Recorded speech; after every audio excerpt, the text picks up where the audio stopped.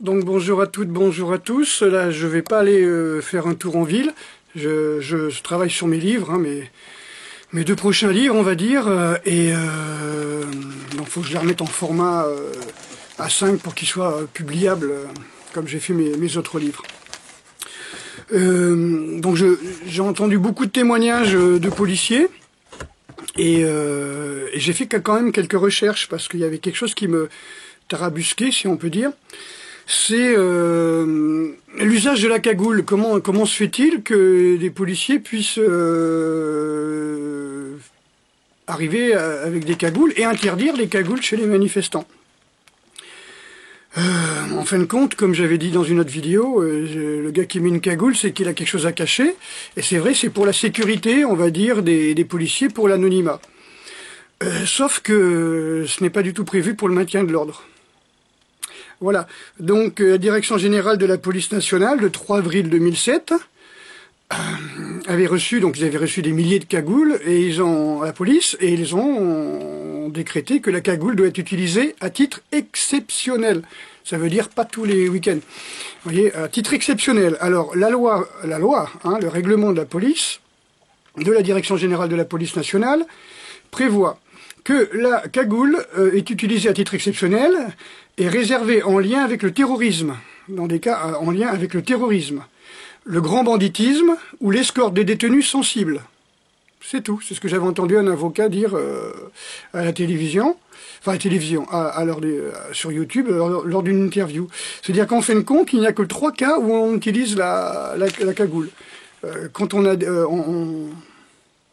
escorte des terroristes, hein, par exemple, ou c'est par exemple pour l'attaque de Mera, là, avec le raid, GIGN et compagnie.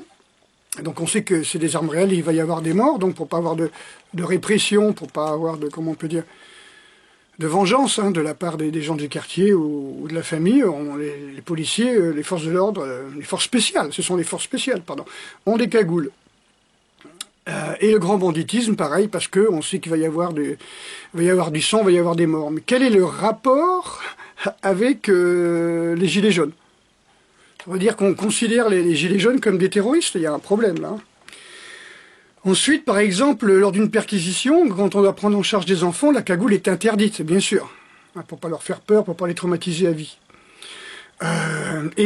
Donc la Direction Générale de la Police Nationale précise que le port de la cagoule est obligatoire avec ou sans cagoule. Ça veut dire le fait d'avoir une cagoule pour l'anonymat ne dispense pas d'avoir son matricule sur soi.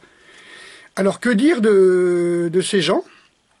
Que dire de ces gens qui ont des cagoules, un brassard police, un marteau à la main, parfois j'ai vu un pavé, des armes, des gants au Kevlar pour castagner, et qui n'ont pas de matricule. Ça veut dire que moi, personnellement, le mec qui me saute dessus, il n'a pas de matricule, il a une cagoule, bon, il a un brassard, moi aussi je peux mettre un brassard. Voilà, quoi, j'appelle pas la violence, mais personnellement... voilà, vous voyez ce que je veux dire. Personnellement, moi, rien ne me dit que c'est de la police, le gars. Rien ne me dit qu'il est de la police. Pour moi, c'est la violence en bande organisée, quoi. 3 gars qui arrivent avec une cagoule, donc ils savent qu'ils vont faire une connerie, donc ils mettent une cagoule et ils n'ont pas de brassard. Enfin, ils n'ont pas de brassard, ils n'ont pas de matricule. Pour moi, c'est pas des policiers. C'est mon avis perso, hein. C'est mon avis perso. Voilà, donc je veux bien croire que c'est un métier difficile, hein, mais bon... Là, il faut respecter la loi. Nous, on nous demande de respecter la loi, que l'abri, la BAC et tout ça respectent la loi. Ils sont pas dans un cadre d'antiterrorisme ou de grand banditisme. Hein. Voilà, je dis ça comme ça. Ensuite, j'ai vu un témoignage de Noam Anouar, qui est délégué syndical de Vigipolice. Donc, c'est un syndicat de la police, hein, et qui dit qu'en fin de compte que certains policiers se sentent couverts dans leurs actes avec l'usage du LBD 40. Et il donne des précisions, hein, c'est-à-dire qu'il dit par exemple que le gouvernement, il accuse le gouvernement de jeter de l'huile sur le feu et d'encourager l'usage du LBD. Et tout en expliquant que la loi, même pour la police, hein, la loi explique que l'usage des armes létales ou non létales, hein, et le LBD est un sublétal, ça veut dire qu'il peut être mortel jusqu'à 5 mètres, hein, c'est-à-dire entre 0 et 5 mètres, il peut être mortel, Et bon, bah, je veux dire, faut pas dire qu'à 6 mètres, il est plus mortel, quoi. 6 mètres, il fracasse un crâne. À 6 mètres, il explose les os. Hein. C'est-à-dire que, comme disait le témoignage que j'ai vu, où le gars, il dit, aux urgences, on m'a enlevé de l'os à la petite cuillère. C'est-à-dire que l'os était broyé, il était explosé, quoi, par la puissance et la vélocité du projectile.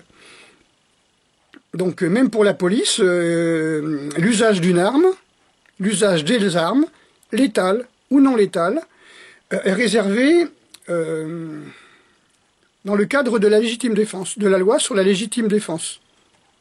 Est-ce que Jérôme Rodriguez avait agressé la police? Quand les cagoulés sont arrivés, ils ont tiré directement dans son œil et après ont balancé une grenade et sont partis. Est-ce que Jérôme Rodriguez... Voilà, ça ressemble plus à un contrat, hein, du genre, ça y est, on l'a repéré, on lui tire dessus, on se casse. Ça lui fera les pieds. Moi, je pense que c'est plutôt ça. Comment ça se fait, comme j'ai dit dans une dernière vidéo, on tire sur les gens qui ne veulent pas de violence, qui ne veulent pas encourager le gouvernement à faire des lois martiales. Une loi martiale. Voilà, donc franchement, quand je vois les témoignages des gens, quand je vois les témoignages des gilets jaunes, des blessés, hein, comme un jeune qui disait, un jeune étudiant qui disait, voilà, je me promenais, j'ai pris une grenade dans les jambes, je me suis retrouvé aux urgences, et là j'ai vu des gens qui avaient le crâne défoncé, les yeux, enfin l'œil arraché, les os en morceaux, les bras cassés, il a dit, on serait cru à la guerre, quoi, on serait cru à la guerre. Ben, la guerre, c'est le gouvernement qui l'a fait, hein, c'est pas les gilets jaunes, hein. Donc je rappelle, hein, le LBD 40 est mortel à 5 mètres, hein, donc on va dire de 0 à 5 mètres. Il est reconnu comme mortel. Les gens qui tirent ont une formation de quelques heures pour savoir s'en servir, une accréditation comme on dit. Le port du matricule est obligatoire et le port de la cagoule, je ne vais pas dire elle est interdite, je vais dire mais elle est réservée qu'à titre exceptionnel dans des actions en lien avec le terrorisme et le grand banditisme, ou l'escorte des détenus. Je pense pas que c'est un rapport avec les gilets jaunes. Voilà. Donc, quand je vois tous ces gens là, voilà, qui se sentent humiliés, rabaissés,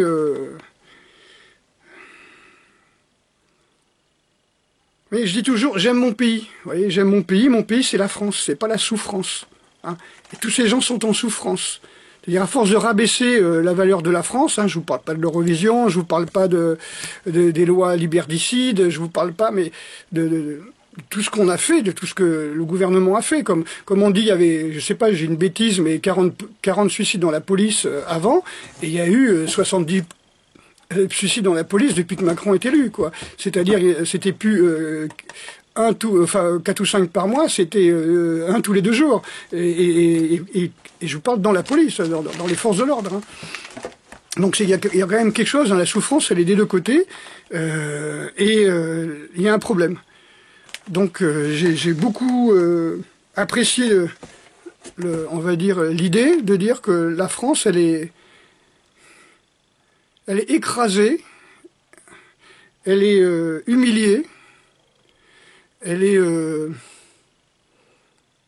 dénigrée directement par ceux qui la gouvernent. Donc c'est devenu une sous-France, c'est plus la France que j'ai connue.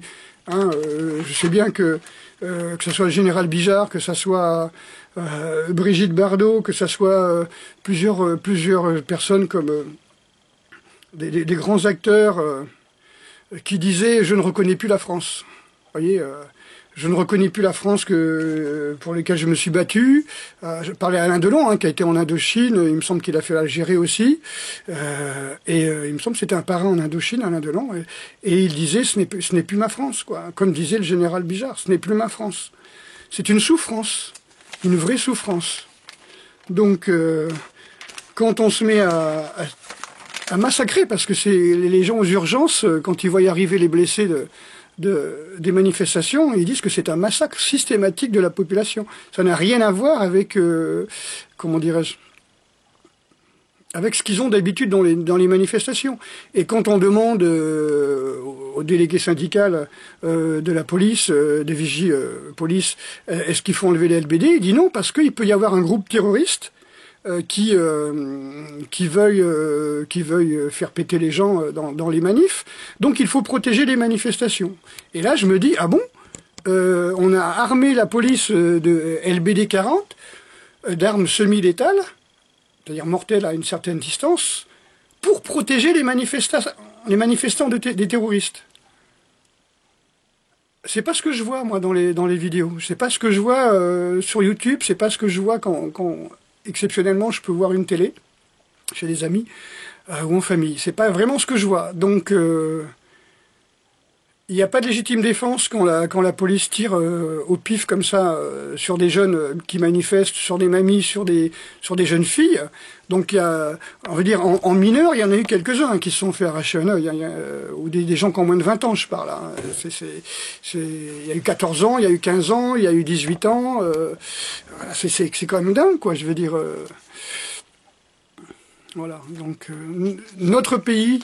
C'était la France il y a quelques temps, il y a quelques mois, 7 mois, et maintenant c'est la souffrance. C'est un petit peu pour nous rendre dépressifs. On a dévalorisé totalement notre pays. Bah, vous le savez, il n'y a qu'à voir la fête de la musique, quoi. Je veux dire, quand j'ai vu la fête de la musique à l'Élysée, j'ai dit, il y a un problème, quoi. Il y a un problème, quoi. Je veux dire, les gens qui chantaient fuck, je baisse ta mère, je baisse ta femme, voilà, touche à mon cul, quoi, je veux dire.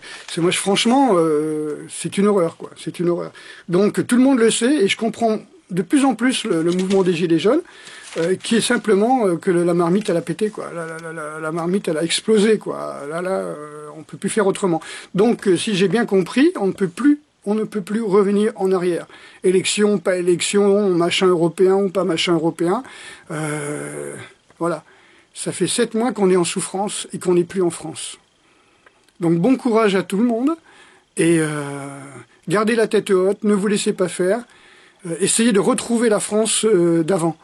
Hein, là, je viens de voir dans un post, là, telle école va être la première école en France à avoir une cantine bio. Ah non, je suis désolé. Je veux dire, depuis la création des écoles, on va dire depuis Charlemagne jusqu'en 1950, toutes les cantines étaient bio.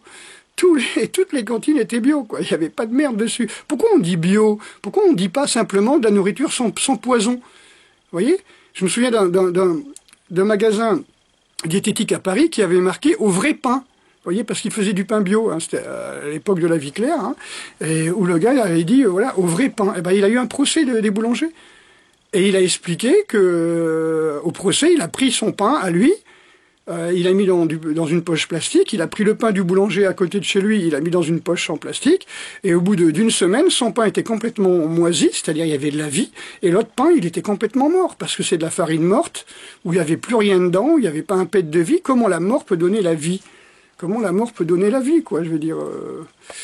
Voilà, donc, protégez la vie, protégez votre pays, essayez de retrouver votre France. Il y a vraiment quelque chose à faire, mais là, je vous en supplie pour vos enfants. Moi, j'aimerais que mes petits-enfants puissent voir la France comme je l'ai connue dans les années 60, c'est-à-dire une France fière d'être française, avec des gens qui se promenaient dans les rues, qui jouaient, voilà, qui jouaient dans la boue, qui couraient dans les bois, qui étaient fiers, qui avaient de l'espoir en eux. Voilà, les gens qui avaient de l'espoir. Là, les Français, ils sont dans la souffrance, ils sont plus dans la France, ils n'ont plus d'espoir.